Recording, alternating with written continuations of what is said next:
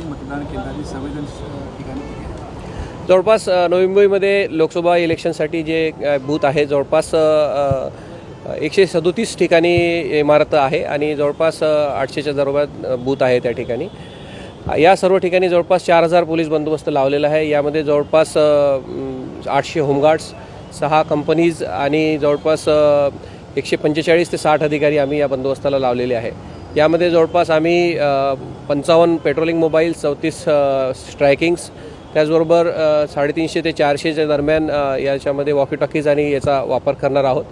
यामध्ये मोठ्या प्रमाणात ड्रोनचा सुद्धा वापर करण्यात येणार आहेत आणि लोकांना सूचना देण्यासाठी PS सिस्टीम्स आणि स्पीकरचा सुद्धा वापर करण्यात येणार आहे. संवेदनशील ठिकाण असं काही संवेदनशील ठिकाण यामध्ये नाही आहे आमच्याकडे.